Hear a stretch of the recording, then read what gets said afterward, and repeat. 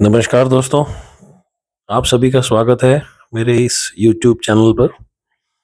दोस्तों, जैसे कि आपने लास्ट 3 वीडियोस में देख ही लिया, इंट्रोडक्शन और मेष लगन की कुंडली और मिथुन लगन की और वृषभ लगन की। दोस्तों, आज हम डिस्कस करेंगे कर्क लगन की कुंडली। और कर्क लगन की जो कुंडली है वो भावना, सुरक्षा, पारिवारिक, स्वाभाविक ज्ञान से परिपूर्ण होते हैं। इनका मेन फोकस जो रहता है वो परिवार की तरफ, परिवार को बनाने का, एक अच्छा माहौल बनाने का, अपने परिवार को सुरक्षा देने का, और भावनात्मक बहुत ज़्यादा होते हैं ये लोग। क्योंकि चंद्रमा जो है वो जल तत्व है, जैसे मैंने आपको इसमें लिखा हुआ है। और आइए देखते हैं दोस्तों, इनके ईष्ट देव कौन से हैं और योग कारक, मारक कौन कौन से ग्रह हैं। चंद्रमा लग्न के स्वामी हुए तो वो योग कारक हुए। सूर्यदेव अतीत मित्र हैं, दूसरा घर उन्हें मिला, वाणी, परिवार, धन संपत्ति, तो ये घर अच्छा है, तो सूर्यदेव को हमने योग कारक में रखा। थर्ड हाउस, ये थोड़ा अधिक मेहनत का घर है, भाई बहन का, साहस का, कला, लेखन, मीडिया, कम्युनिकेशन। और बुध, एक और घर जो मिला बुध को, वो घर जो है अच्छा नहीं मिला, वो त्रिक भाव का घर है। त्रिक भाव मतलब 1, 2 और ये 3, जो भी प्लेनेट यहाँ होते हैं अगर वो लग्न में ना उनका हो तो वो डेफिनेटली गलत रिजल्ट देते हैं। तो इसमें बुध देव को अधिक मेहनत का, और त्रिक भाव में ये 12वां घर है, ये काफी मोक्ष का, हॉस्पिटल का, जेल का, खर्चे का, तो ये घर अच्छा नहीं मिला, इसलिए बुध देव यहाँ पे मारक श्रेणी में आएंगे। उसके बाद चौथा घर, यहाँ शुक्रदेव, और शुक्रदेव को एक और घर मिला जो कि लक्ष्मी स्थान भी है, ये माता का घर है, परिवार का घर है, वाहन का है, सुख सुविधाएं हैं, ये लक्ष्मी का है, लाभ का है, दोस्तों का है, नेटवर्किंग का है। तो ये 2 घर अच्छे मिले हैं, तो इसीलिए शुक्रदेव इस कुंडली में योग कारक की श्रेणी में आएंगे। उसके बाद मंगल देव, मंगल देव को भी 2 घर मिले, एक 8वां घर और एक आपका एक यहाँ पे 5वें घर में मंगल देव। ये 8वां मैंने बोला है, बेसिकली ये 5वां घर है, लेकिन मंगल देव की जो है वो 8 और 1 में है। तो 5वां घर में मंगल देव यहाँ हो गए, तो ये ईष्ट देव भी हो गए, यानी हनुमान जी की जो पूजा करेगा इस कुंडली में तो वो जातक जरूर जीवन में सफलता पाएगा। उसके बाद उनको एक घर और मिला जो कि प्रोफेशन का है, पिता का है, और ये वाला जो घर है वो संतान, प्रेम, बुद्धि, शिक्षा, तो ये दोनों घर अच्छे मिले, तो मंगल देव यहाँ पे योग कारक में आएंगे। उसके बाद बृहस्पति देव, ये घर जो शत्रु, ऋण, प्रतियोगिता, दुर्घटना, और बृहस्पति देव को एक घर और मिला जो कि भाग्य स्थान है, धर्म, विदेश, यात्रा, गुरु, उच्च शिक्षा, यहीं से हम देखते हैं। और ये वाला जो त्रिक भाव का घर है ये अच्छा नहीं है, मगर भाग्य घर वो जो हमें मिला है वो अच्छा मिला है, भाग्य स्थान मिला है, और अति मित्र भी हैं इनके, तो यहाँ पर भी बृहस्पति देव भी योग कारक की श्रेणी में आते हैं। उसके बाद life partner, business partner, public dealing, और शनिदेव का एक और घर जो कि दुर्घटना का, आयु का, रहस्य का, अचानक बदलाव का, खोज का भी है, डीप नॉलेज का भी है, तो ये दोनों घर अच्छे नहीं मिले, तो शनिदेव इस कुंडली में हो गए मारक। उसके बाद बृहस्पति देव के बारे में आपको बता ही दिया, मंगल देव के बारे में आपको बता दिया, शुक्र देव के बारे में आपको बता दिया, और बुध देव के बारे में आपको बताइए। अब अगली जो हम कुंडली देखते हैं वो देखते हैं सिंह लगन में। जी हाँ, यहाँ पर 5 नंबर जिसका लिखा होगा वो सिंह लगन है, और सिंह लगन जो कि नाम से ही पता चलता है आपको, नेता, आत्मविश्वास, शाही रहन सहन और स्थिर। इनका नेचर ऐसा होता है कि इनको आदत होती है हर चीज को लीड करने की, हर नेता बनने की, आत्मविश्वास से परिपूर्ण होते हैं, साहसी होते हैं, और ये स्थिर भी होते हैं। तो आइए पता करते हैं कि इस कुंडली में कौन से योग कारक, मारक और सम है। 5 नंबर लिखा है, लग्न के स्वामी सूर्यदेव, और सूर्यदेव जो है वो यहाँ पे योग कारक हो गए। बुध देव, बुध देव को 2 घर मिले, एक दूसरा घर, और बुध देव को एक घर मिला लक्ष्मी स्थान। ये धन संचय का है, ये लक्ष्मी स्थान है, वाणी, परिवार, धन संपत्ति। और सेम वही यहाँ पे लक्ष्मी जी का भाग, दोस्तों का लाभ, नेटवर्किंग। तो ये दोनों घर अच्छे हैं, अति मित्र भी हैं, तो बुध देव यहाँ पे योग कारक में आ गए। शुक्र देव को एक घर मिला अधिक मेहनत का, और शुक्र देव को एक और घर मिला जो कि प्रोफेशन का है, ये भाई बहनों का। ये घर अच्छा है लेकिन अधिक मेहनत का है, तो शुक्र देव को हमने यहाँ पे रखा सम में।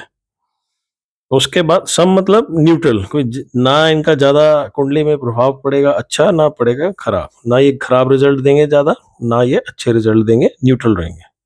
उसके बाद चौथा घर माता का, घर परिवार, वाहन, सुख सुविधाएं। यहाँ पर मंगल देव को मिला, मंगल देव को एक और घर मिला भाग्य का, और उच्च शिक्षा का, विदेश यात्रा का, गुरु का। तो ये दोनों घर अच्छे हैं, तो यहाँ पर योग कारक में मंगल देव।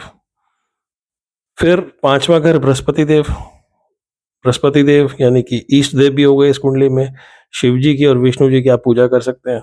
बृहस्पति देव को एक और घर मिला जो कि त्रिक भाव में अच्छा घर नहीं है, लेकिन ये घर बहुत अच्छा है, संतान का, प्रेम का, बुद्धि का, शिक्षा का, डीप नॉलेज का है, दुर्घटना, आयु, रहस्य, अचानक बदलाव। तो ये घर और ये घर को मिला के हमने ओवरऑल जो बनता है वो ये बनता है कि बृहस्पति देव इनके मित्र भी हैं और ये योग कारक श्रेणी में आते हैं। उनके बाद जो घर मिला शत्रु, ऋण, प्रतियोगिता, दुर्घटना, शनिदेव को मिला। शनिदेव को एक और घर मिला लाइफ पार्टनर, बिजनेस पार्टनर। ये दोनों घर अच्छे हैं, मगर ये त्रिक भाव में घर होने की वजह से और सूर्य देव के मित्र ना होने के कारण यहाँ पर भी दोनों जो घर हैं ये शनिदेव को मारक श्रेणी में रखते हैं, तो हम शनिदेव को यहाँ पर मारक श्रेणी में रखेंगे। बृहस्पति देव के बारे में मैंने आपको बता ही दिया, आठवें घर में। मंगल देव के बारे में आपको बता दिया, शुक्र देव के बारे में आपको बता दिया, बुध देव के बारे में। चंद्रमा देव को ये घर खराब मिला, त्रिक भाव का ये घर है, हालांकि अति मित्रता है लेकिन ये घर अच्छा नहीं मिला, तो चंद्रमा यहाँ पे अच्छे रिजल्ट नहीं देंगे, वो मारक श्रेणी में ही आएंगे। तो जैसे कि दोस्तों आपने ये देख लिया सिंह लगन की कुंडली, आइए डिस्कस करते हैं हम आगे कन्या लगन की कुंडली। कन्या लगन की कुंडली में इनकी व्यवहारिकता, सेवा भाव, महत्वाकांक्षी और भावुक, इस तरह से ये लोग होते हैं। 6 नंबर जहां लिखा है कन्या लगन की कुंडली हुई, और कन्या लगन के जो स्वामी हुए बुध देव, और बुध देव यहाँ पर हुए योग कारक। उसके बाद दूसरा घर में शुक्रदेव, और शुक्रदेव जो है वो बुध देव के मित्र भी हैं, और शुक्रदेव को एक घर और मिला भाग्यस्थान। वो भाग्यस्थान होने की वजह से शुक्रदेव इस कुंडली में भाग्यस्थान भी रहा और ये घर भी अच्छा मिला, दोनों घर अच्छे मिले हैं, तो शुक्रदेव जो हो गए वो यहाँ पे योग कारक की श्रेणी में आ गए। मंगल देव, यहाँ पर 2 घर मिले मंगल देव को, एक ये वाला घर और एक त्रिक भाव का। ये अति खराब घर है, मैंने आपको बताया ही हुआ है। और ये जो घर है भाई बहन का, साहस का, थोड़ा अधिक मेहनत का है, और ये जो घर है ये ठीक नहीं है, आयु, मृत्यु, रहस्य, बदलाव, खोज, कष्ट सब यहीं से देखे जाते हैं, तो ये घर अच्छा नहीं मिला, इसकी वजह से मंगल देव यहाँ पे मारक श्रेणी में आएंगे। अब बृहस्पति देव को जो घर मिला यहाँ पे, एक ये घर मिला और ये घर मिला, ये केंद्र में 2 घर मिलना और लग्न के स्वामी ना होना, बृहस्पति देव को हम यहाँ पे मारक श्रेणी में रखेंगे। और यहाँ पर जो नियम लागू होता है वो केंद्र अधिपति दोष होता है, जिसमें बृहस्पति देव को हम मारक श्रेणी में रखेंगे। और यहीं पर बुध देव, यहाँ पर भी देख रहे हैं और यहाँ पर भी देख रहे हैं बुध देव को 2 घर मिले, तो बुध देव के ऊपर केंद्र अधिपति दोष नहीं लगे क्योंकि वो लग्न के स्वामी है, जैसे कि मैंने आपको पहले भी बताया हुआ है। उसी तरह से यहाँ पर शनिदेव को 5वां घर मिला, यहाँ पे शनिदेव ईष्ट देव भी हैं, तो शनि जी, शिव जी, भगवान की आप पूजा कर सकते हैं, जिससे आप जिंदगी में कुछ तरक्की कर सकते हैं सिर्फ पूजा करके। उसके बाद शनिदेव को ये जो घर मिला त्रिक भाव का मिला, ये मैंने आपको बताया शत्रु, ऋण, प्रतियोगिता, लेकिन ईष्ट देव भी हैं और ये घर भी अच्छा मिला, संतान, प्रेम, बुद्धि और शिक्षा। तो यहाँ पर शनिदेव इनके मित्र भी हैं, तो योग कारक श्रेणी में आएंगे। उसके बाद बृहस्पति देव के बारे में आपको मैंने बता ही दिया, मंगल देव के बारे में आपको बता दिया, शुक्र देव के बारे में आपको बता दिया, बुध देव के बारे में बताया। अब आते हैं बुध देव के, ये जो घर है लक्ष्मी स्थान है, लाभ का स्थान है, लेकिन अति शत्रुता है इनकी बुध देव की। मैंने आपको 2 प्लेनेट बताए थे कि बुध देव की चंद्रमा से और मंगल देव से नहीं बनती। तो यहाँ पर जो है चंद्रदेव जो है वो मारक श्रेणी में आएंगे। ओ सॉरी, हाँ ठीक है, मारक श्रेणी में आएंगे चंद्रदेव। और उसके बाद ठीक उसी तरह त्रिक भाव में ये घर मिला सूर्यदेव को, और त्रिक भाव में ये घर भी अच्छा नहीं माना जाता।